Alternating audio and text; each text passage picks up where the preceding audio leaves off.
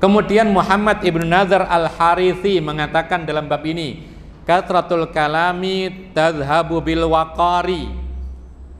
Beliau mengatakan banyak bicara itu menghilangkan wibawa. Orang kalau banyak ngomel, banyak ngomong, tidak berhenti-berhenti, orang malas menghadapinya. Banyak bicara dia nih, nggak ada aksinya, bicara terus, tidak ditanya jawab, ya.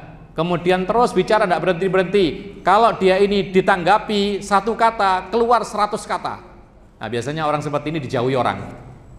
Ya, ada sebagian orang itu begitu. Jadi kalau ngomong betah, tapi kalau mendengar tidak betah. Nah, orang muslim sebaliknya, orang mukmin sebaliknya. Dia lebih banyak mendengar, dia lebih banyak diam daripada bicara, tetapi bukan manfaat yang diutarakan. Kemudian Abdullah ibnu Abi Zakaria mengatakan, man kathura kalamuhu kathura saqatuh, wa man kathura saqatuhu qalla wara'uh, wa man qalla wara'uhu amatallahu qalbah. Ini bisa kita kutip dari Hilyatul Auliya.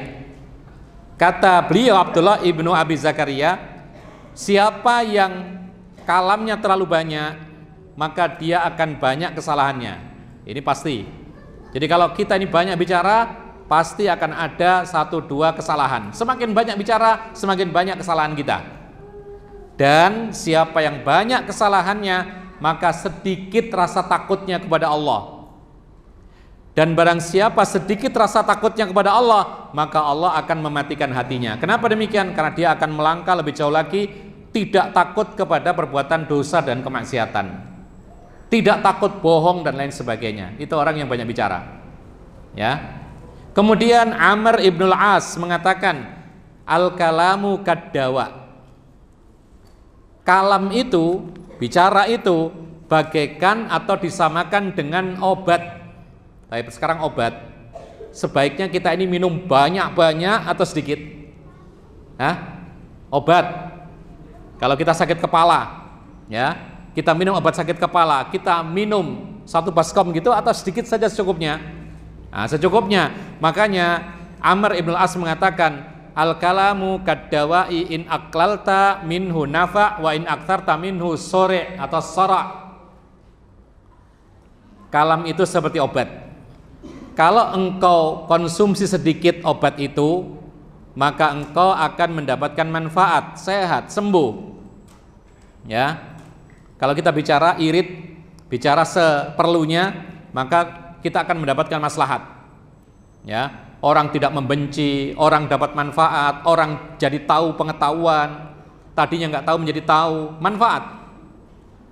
Tetapi kata beliau, kalau engkau itu banyak memakan obat, terlalu banyak, maka yang terjadi adalah engkau akan binasa, mati, ya, keracunan dan lain sebagainya.